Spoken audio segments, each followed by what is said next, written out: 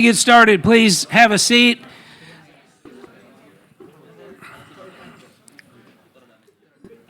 Okay, let's keep our voices down. We're going to get started.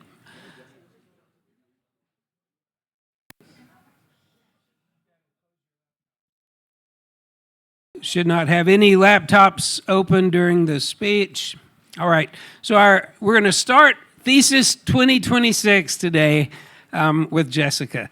And Jessica is, just for a quick introduction, what I learned about Jessica in the 8th grade was that she was an American football fan, which was great, except that she was a 49ers fan. And she may not know, I think she may know this, but way back in 1981, in the NFC Championship game, when the 49ers beat the Cowboys, that's where all us Cowboys fans learned to hate the 49ers. And so we had some trash talking going back and forth all the way from 8th grade. But she's matured a little, I've matured a little. Anyway, so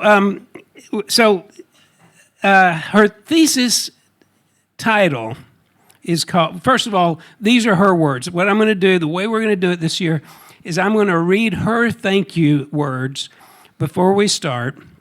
Then I'll read the title, and then I'll tell her when she can start. So she says in her acknowledgments, it's quite long, I would like to thank God. Those are her acknowledgments. So I have to admit, I don't really understand where the first part of her title comes from, but she assures me it's from some song or something. Is that right? Something that I think was probably written by a 3rd grader or something like that. Okay.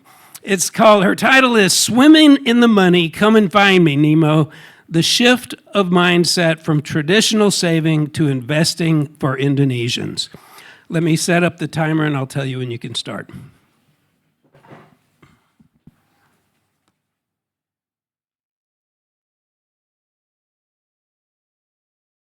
All right, you can start when ready.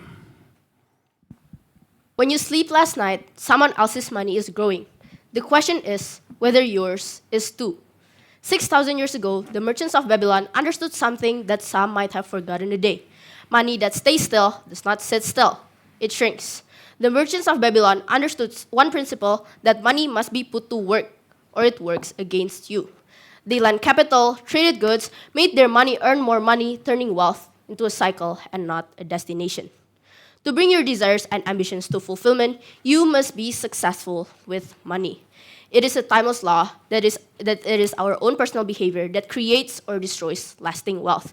And it is just as spot on today as it was generations ago. One might work so hard and save diligently.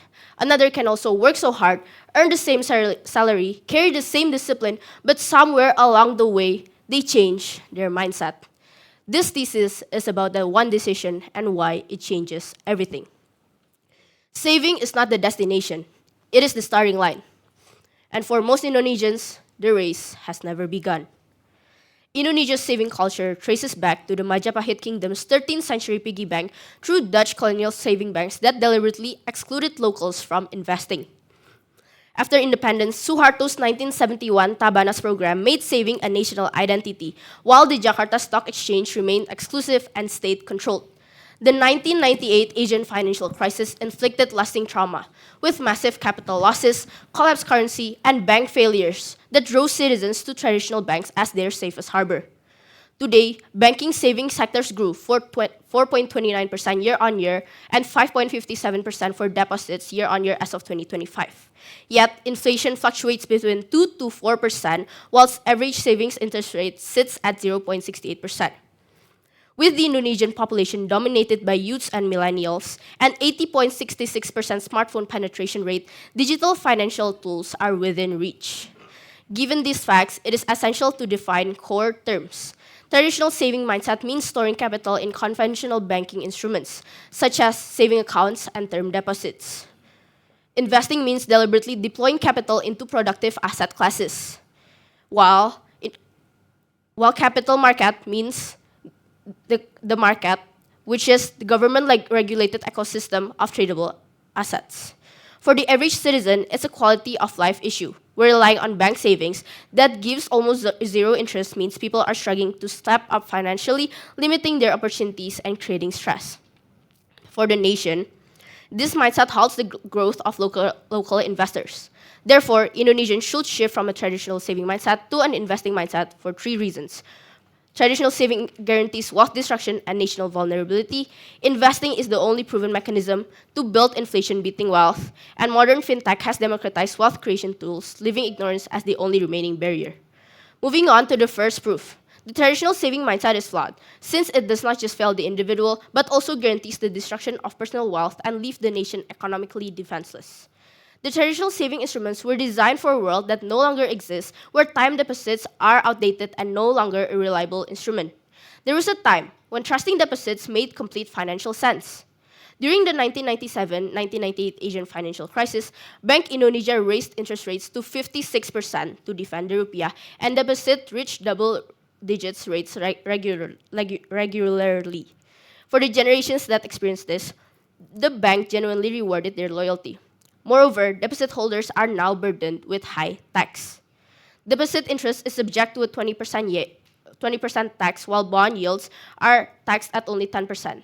This 10% differential is not just a policy, but a clear economic signal that it is punishing those who refuses to adapt. Second, inflation is the silent thief of Indonesian wealth. Ronald Reagan once said, "Inflation is as violent as a mugger, as frightening as an armed robber, and as deadly as a hitman."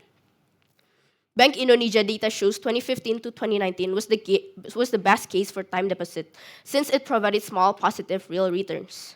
However, since the 2020 pandemic, savers have faced serious negative real returns. With low returns, 20% tax, and inflation, savers end up with nothing. The math is brutal. 10 million rupiah at savings with 0.68% interest rate annually for 30 years grows nominally to 12.3 million rupiah. However, with the adjusted average inflation, 3%, purchasing power plummets to roughly 5 million rupiah, and that is a 50% wealth destruction. This is like running upwards on a downwards escalator. Inflation forces you to never reach the top. Last, the deficit of the system will weaken the nation's economy. That same pool of 19 million retail investors, representing around 6.5% of the Indonesian population, is small when evaluated against other emerging markets. India has nearly 120 million retail investors, representing 8.1% of its total population, while Vietnam have a market penetration rate of 11.74%. Instead of investing, capital is often placed into consumptive behavior. OJK data states that 80% of Gen Z choose online loans due to easy access to money. And 58% of these loans are used for consumptive behaviors. Foreign ownership of tradable shares on the Jakarta Stock Exchange is 41.9% as of September 2025. This severe vulnerability was exposed on January 28, 2026, when the Jakarta Composite Index plunged by over 7%, forcing emergency trading halts. Foreign institutions recorded a net sale of 6.17 trillion rupiah, which is the largest daily outflow in nearly a year. These foreign wealths aggressively dumped the nation's most fundamentally giant blue-chip banks, pulling massive money out of BBCA, BMRI, and BBRI. Because the IHSG is weighted by market capitalization, this concentrated liquidation dragged the entire index, turning the charts to red. Ultimately, the combination of consumptive spending behavior, minimal domestic retail investors, and heavy foreign capital dependence reveals precisely how the nation is economically defenseless. When the traditional financial system fails to convert citizens into investors, the nation is left entirely at the mercy of foreign capital. Another reason would be that investing in diversified capital market asset class is the only proven mechanism mathematically through which inflation-beating wealth is built. The most powerful financial force available to any humankind is not a higher salary or a lucky speculation, but it is the mathematical principle of compounding that elevates an investor to increase wealth exponentially that no saving accounts can replicate. Albert Einstein called compound interest the eighth wonders of the world by stating, "He who understands it earns it, he who doesn't pays it." When one's wages increases linearly, adding money hours by hours through laboring intensely, investing increases wealth exponentially through compounding. The returns themselves generate their own returns, creating a snowball effect that detaches wealth accumulation from purely physical effort. Professor Jeremy Siegel's seminal work analyzed financial data from 1802 to 2012 by tracking the real purchasing power of various asset classes. $1 invested in US currency shrunk to a nickel by 2012. Gold grew to only $4.52. However, that same single dollar invested in a diversified portfolio of stocks grew to over $700,000. Over 2 centuries, the risk was not in owning stocks, but in holding cash. Beyond the mathematics of compounding, investing in the capital market provides a structural superior path that frees income from the limitations of labor, that places the individual in the most economically productive position possible. Using Robert Kiyosaki's cash flow quadrant, the E stands for employee and the S stands for self-employed, in which these are sectors that are trapped in active income where time is traded for money. The goal is not to go through each quadrant step by step, but to channel generated income to the I, investor quadrant, where true economic productivity is found. Here, one achieves ultimate leverage by utilizing the output of the market without the operational burden of management. Beyond speed, the investor model offers superior control through liquidity. Bibo's analysis shows the financial system rules the roost, forcing production to adapt. Business owners face cash flow shortages that can bankrupt them, and they can't sell factories instantly. Investors retain the ultimate power of exit. Warren Buffett's acquisition of Geico illustrates this perfectly. After buying 100% of the company, Buffett never stepped in to manage or handle claims, but leveraged these operations, controlling 392,000 employees across Berkshire Hathaway Investments with a headquarters of only 25 people. Locally, Timothy Ronald owns approximately 11 million shares of Bank Central Asia, capturing the value generated by the bank without taking on a branch's manager's operational burden. He has total liquidity, dividends, and compounding. The final barrier to rational investing, which is the fear of catastrophic loss, is dismantled through portfolio diversification and fundamental analysis, which together reduce market risk and transforms volatility from a threat into a manageable advantage. Harry Markowitz explained that return and risk are inextricably linked and introduced covariance, which is a measure of how assets move in relations to each other. By combining assets with low covariance, an investor creates protection against volatility. Markowitz noted, diversification is the financial equivalent of not putting all your eggs in one basket. Diversification protects against market risk, but not against ignorance. Warren Buffett states that risk comes from not knowing what you are doing. This is performed by applying Philip Fisher's Scuttlebutt method, which is gathering information from the ground level qualitatively. When buying an asset, one is not a market analyst, but a business analyst. The final reason that Indonesians should shift from a traditional saving mindset to an investing mindset is that modern financial technology has democratized the tools of institutional wealth creation, leaving ignorance as the only remaining barrier. First, modern financial technology disrupts the exclusive traditional banking middleman by acting as a direct digital broker, making the market accessible only to general investors. For decades, banks prioritized wealthy clients, making markets accessible only to those with massive capital or privilege. However, this monopoly is breaking. In 2015, Jamie Dimon, CEO of JP Morgan, famously warned his shareholders that Silicon Valley is coming, recognizing that technology and finance combine as fierce competitors. In Indonesia, there is a significant growth of retail investors thanks to technological advancements through mobile applications. Platforms like Bibit and Flock allows entry for as low as 10,000 rupiah. The financial barrier to entry has been technologically eliminated. Second, this technological shift has also democratized financial literacy that transforms investing from a privileged secret into an open source skill. Research by Luzardi and Mitchell in the Journal of Economic Perspectives define financial literacy as a form of human capital investment. Their research confirms that 30% to 40% of wealth inequality near retirement is driven by the gap in financial literacy. Financial literate individuals are more likely to invest in the stock market and thus earn higher returns. Those people do not necessarily work harder, but they simply allocate capital more efficiently because they know how to play the game. The present time is living in an era where the democratization of information has made financial education more universally accessible. Investment platforms provide free education, such as Stockbit Academy and Crypto Wave Media, offering free modules on understanding financial statements, coins outlook, and macroeconomic news. The tools are here. It's just a matter of diligence to pick them up.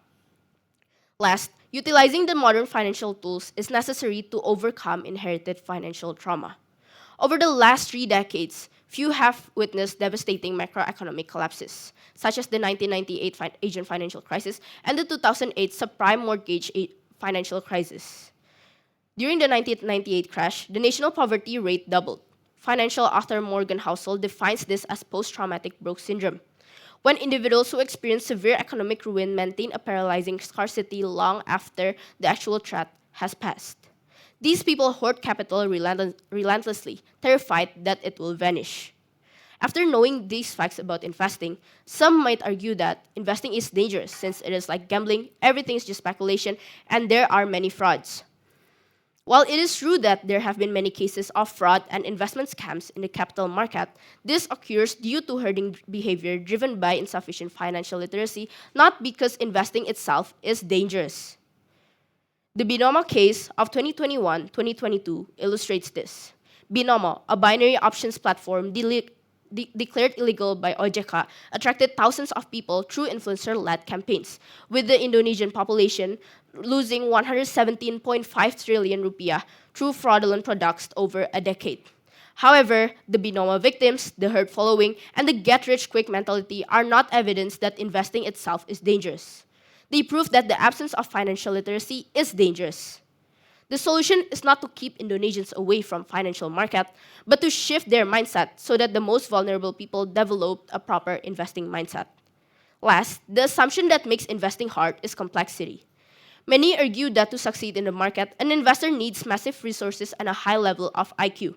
However, the ultimate deciding factor in investing is not intelligence, but emotional temperament. In the book Psychology of Money, the author contrasts Richard Fuscone and Ronald Read. Ronald Read is an educated finance executive who went bankrupt. And the other person is a humble janitor who died with an $8 million worth of portfolio. Ronald Read was patient, Richard Fuscone was greedy. Warren Buffett states that investing is not a game where the guy with a 160 IQ beats the guy with a 130 IQ. What you need is the temperament to control the urges that gets other people into trouble. Financial success is not a hard science. It's a soft skill, where how you behave is more important than what you know. Throughout this paper, we've explored reasons why Indonesians should shift from a traditional saving mindset to an investing mindset. We started by exposing the harsh reality of term deposits and saving accounts due to it not being able to keep up with inflation. Then we considered the ultimate antidote, which is the undeniable power of compounding, capital allocation, and diversification within the capital market. Then we examined the modern financial tools that has completely dismantled the high barrier to entry of investing. Money is the medium by which earthly success is measured. Money makes possible the enjoyment of the best the earth affords. Like the laws of gravity, these laws of money are universal and unchanging. May they prove to be for you, as they have been proven to so many others, a large key to a fat purse, larger bank balances, and gratifying financial progress. Now, what does this mean for us? Deciding that you will not load up on a credit card purchase you can't pay off, or letting the value of your money evaporate is a choice. And too often, we consider that building up financial security are just too hard or too unpleasant. But remember that you are now in control of your money, your life, and your future. The goal is not how to get rich fast, but how to build wealth that lasts. Thank you.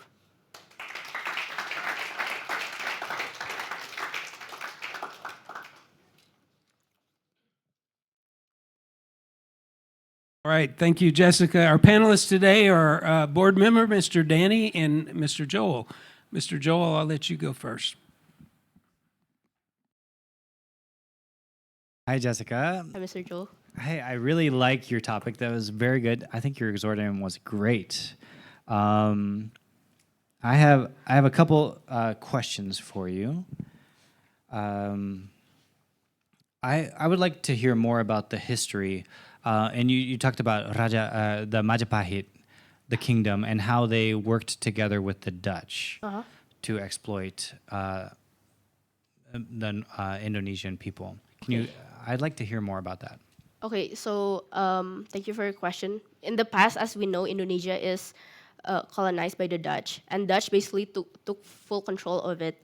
And after the first paper of shares invented is actually from the Dutch. That's why the VOC is actually the first person who invented the shares of money after tracing back to Venice, which is how the first investment was made, which is through ships, because like when there are ships, get people pay for the loss and for the returns, and then they moved on to VOC, where the traditional banks were made in Indonesia, so that when the Indonesia is colonized by the Dutch basically make Indonesia not to go to investing because they put a mindset that they should save first, and then after that it moved on to Suharto's 1971 Tabanas program. Okay. And connected to Suharto. So we had Majapahit, and then we had the Dutch, VOC, and then we have Suharto. So there's this long history of culture and exploitation, and it seems like the people at the top really are what you're giving me is a case that we can't trust leaders. So how would you advocate for policy that actually creates a just financial system? Especially regarding your fintech option, you're arguing that the democratization of fintech actually opens the doors, but isn't fintech just a new leader that is unregulated and is going to exploit more people easier? Okay, so connecting with the leaders, actually what many countries have done, especially the US, they separate the government and the monetary policy in which they have the federal system. That's why government and the monetary policy should be separated. However, regarding fintech, it is actually a technological disruption that elevates an investor to have easy access, because in the past they should have their own brokers and their own license. But now, just with mobile applications, they actually can invest easily. So with that, they can compound their money and hopefully have a financial freedom from the money that they save in the fintech. Because I have a friend that actually was in that Binomo case, and he lost his warisan, right? His entire the inheritance from his mother, like it just got eaten up by the Binomo case. How would we regulate that, or who's going to regulate that if there's nobody controlling or regulating these things? It's just open to. Okay. It goes back to the person itself, because it goes back to financial literacy. The Binomo case is like, Binomo is like a binary options platform where you bet investments, either it will go up or go down. And then there is no principle that you get money instantly or quickly. So with that, I think it goes back again to financial literacy. When you see an investment product or that looks spooky or something like that, because there's no guaranteed when high return, low risk. So back again, it goes back to your financial literacy to know that if that's a fraud or not an investment scams. I'm curious how you personally are using the information and the research and what you gained in knowledge from your own paper. How do you see yourself using that information going forward in 5 years, for the next 5 years? From the information I get. Yeah. What's changed in your life and your trajectory? Okay, so basically, I've been jumping into this financial world not even a year ago, and it has changed my mindset like completely, because knowing that when your money compounds, knowing the principle of compounding, like you just put your money and then your money will compound, and then like in 5 years, probably my money will compound if there's no market crash or whatever like that. But even though if there's a market crash, just like the fee of investing, market crash happens, and there's a saying that markets won't go up if it don't go down. So yeah. And I heard one fact that you said Bank BCA is owned by Ronald, somebody like a foreigner. No. It's not a national bank Indonesia. It's a foreign bank. However, Bank BCA is the biggest. We call it swasta bank in Indonesia, and many people use BCA products. Okay, and it's owned by like who owned the majority of the shares and use that as a case, like a Warren Buffett case, and then use that as another example for why he's invested in that bank. I was just wanting to hear more about that. So, BCA is basically one of the biggest market cap in MSCI Indonesia, and that's why many people invested in BCA because it's known for its reputation. It's having a steady reputation and a good reputation because many people use its product. And about the Ronald Reed, it's not belong to Ronald Reed. It's belong to other people. I forget the name, but like BCA is one of the biggest bank in Indonesia right now. Okay. I guess one of my last questions for you is about your title. I want to hear why is it Swimming in the Money? Come and find me, Nemo. The shift of mindset. I'd love. Okay, so "Swim in the Money, Come and Find Me, Nemo" is from a lyric from a song called "Forever" by Drake and other several artists. And then that lyric, I took it because it's like swimming in the money, meaning that you have so many money, and then until Nemo cannot find you. So like you're just swimming, and then like come and find me, Nemo. Like you can't find me. Okay. So thank you. I think this is a fascinating topic. I think your points all line up. You like from the destruction, cash is the real risk. I think you did a great job articulating that and working in a lot of good rhetorical phrases that really had power and is very convincing. So I think you did a great job. Thank you. Thank you, Mr. Joel. Thank you, Mr. Joel. Yeah, I can't believe, Mr. Joel, you don't know the Drake song. Please. Mr. Wade, can I drink? Yes, you can have a sip. Moving on to Mr. Danny. Please go ahead, Mr. Danny. Thank you, Wayne. Jessica, you have a good topic, yeah. In the topic, you told that the shift of mindset from traditional saving to investing for Indonesian, and you already explained all the instrument from the traditional to the latest instrument by digitalization. Yes. Yeah. What I want to ask to you about, do you know the risk for each product that you already explained to us? Okay. So cash basically has no risk, but what it does is that its purchasing power plummets. And then second, we have bonds. Bonds is low risk, low return too, but you get higher return. I think it's like 6 to 7%. And then after that, you have public equity. Its return is high. That's why it also has high risk, such as BBCA and Nvidia, Microsoft, something like that. And then private equity is like you owning you become the shareholder. Like for example, Holy Wings. It consists of many shareholders like Ivan Tanjaya, Timothy Ronald, and everything like that. But it is private, so it is not listed in the stock market. And then after that, you have assets like cryptocurrency, and after that, the highest is venture capital, which has the highest risk. Okay. You categorize in three, or in two, or in one categorize for the risk? Can you make it more simplified? Because you said that cash is no risk. Bonds, I don't know, you said that risk or no risk, or maybe you can categorize for each investing into classification such as conservative, such moderate, and aggressive.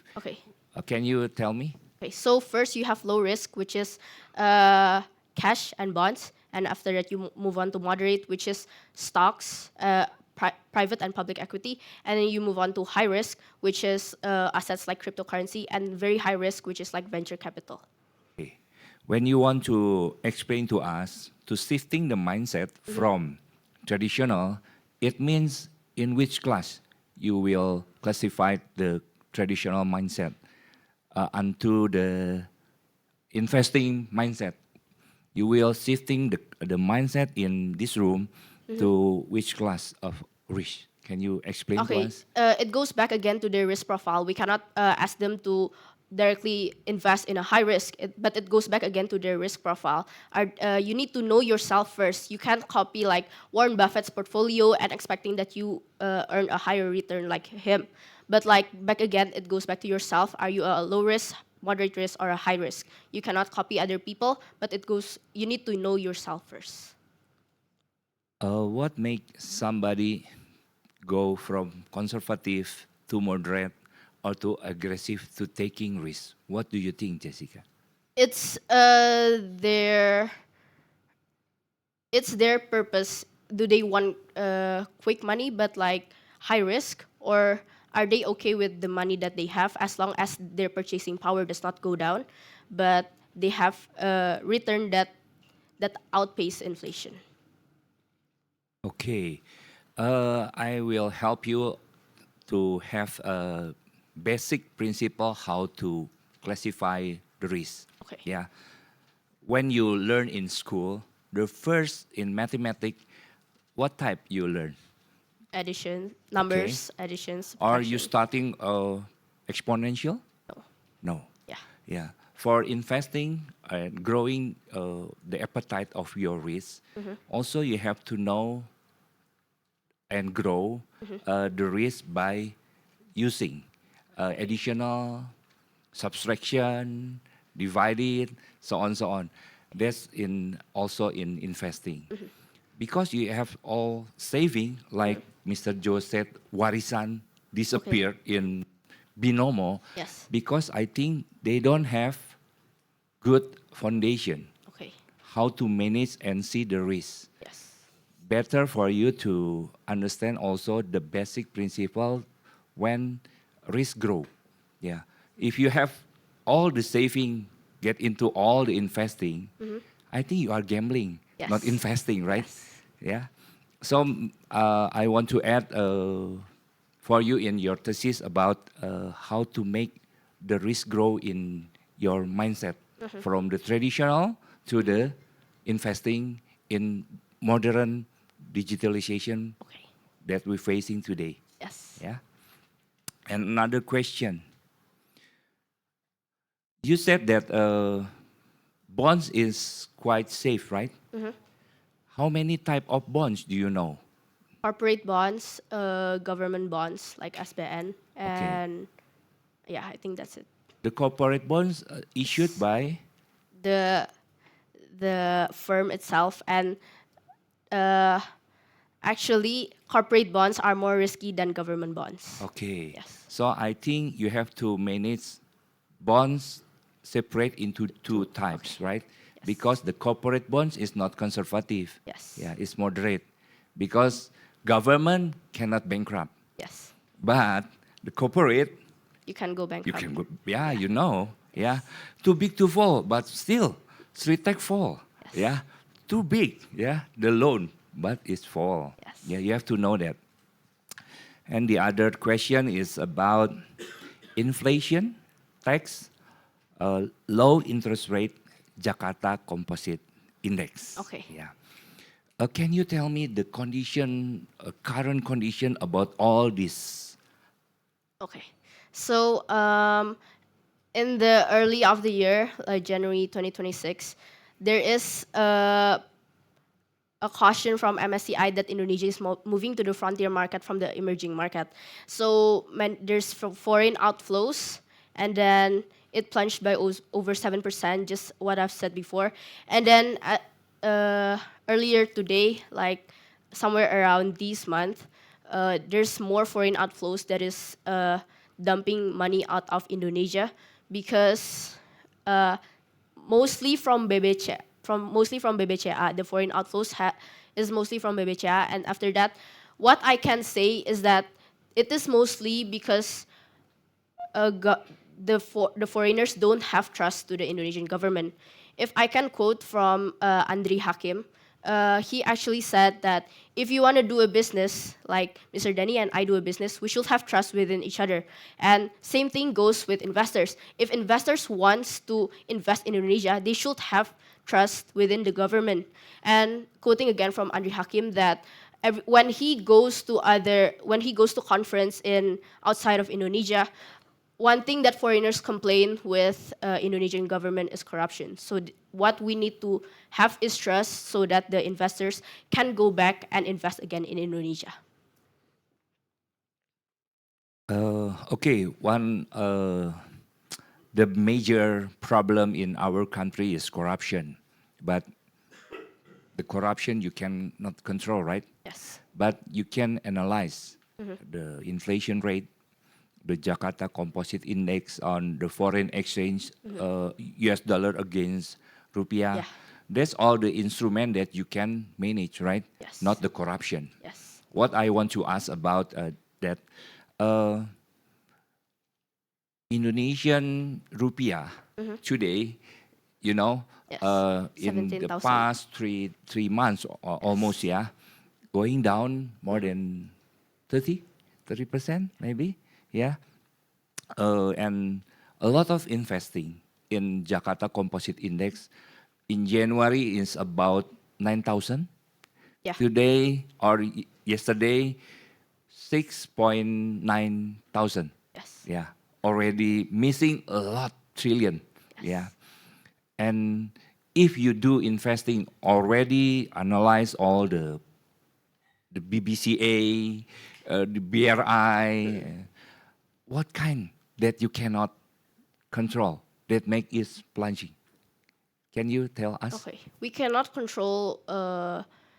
We cannot control what inflation rate is. We cannot control what the interest rate is gonna be, but we can control our own self, which is the portfolio diversification we have within the market. So back again, you should not invest like 100% on stocks, but you should diversify it back again. And remember to invest with cold money because so that you have a safety net. Safety net when the market goes down. Okay, that's I want to hear from you. Diversification, yeah, because when your all the saving goes to investing, you are gambling. Yes. Yes, but if you have saving, you have in moderate risk and the high risk, how many percent you will divide it? Me, I'll divide it to 70, 10, and 20 because I would say I'm a high risk. 70. High risk, yes. And 70 in market, in equity? In Bitcoin. Bitcoin, okay. You know Bitcoin like in jantung, you know? Yes. Yeah, Yes. high, down, high, you know? You want to do that, right? Yeah, because the first investment I made is in Bitcoin, and my dad don't know that. So the first,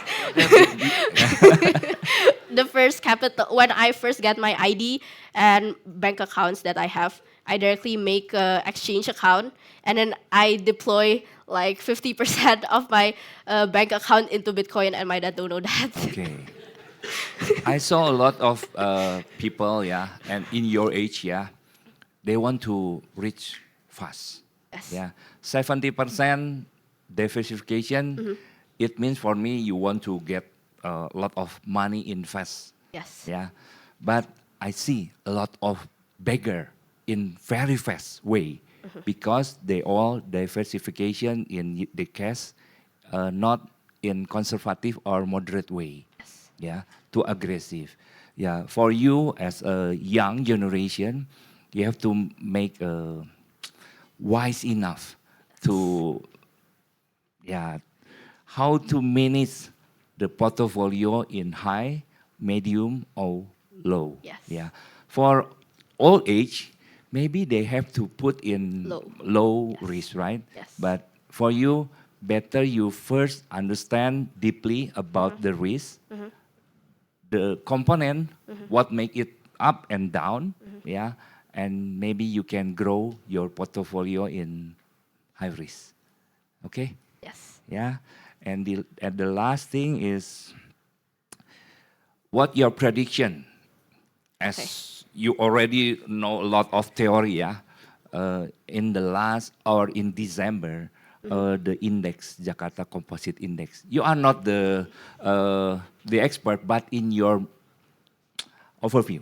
Okay, so my view is that what I've heard from like podcasts and everything, people said the IHSG is going to go down to 6,500, but I'm still not sure about that. But hopefully, when there's a positive signal again from MSCI, Indonesian market is going to rise again, and foreigners have trust again to the Indonesian governments, and we know that yesterday, Bank Indonesia and like the Minister of Finance started to discuss about what is going on with the Indonesian currency. So hopefully there's a positive signal from that, and Indonesia will hopefully go up again. And there's international effect too, which is the war, but we still don't know about that. But capital allocation within the governments should be analyzed too, because most, like as we know, that the Indonesian economic actually grows to 5.61%, but mostly it's on government spending. So government actually should have a good capital allocation on that again. Okay, the 20 minutes is up. You've passed your 20-minute defense. All right, give Jessica a hand. So friends and family will meet over here and panelists for a photo with Jessica. And in the meantime, Annabelle Zoe will be getting prepared, and we will start at 11 o'clock for Annabelle.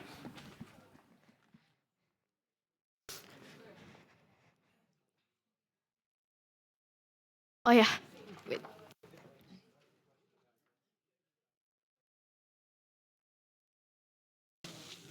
Thank you, Miss.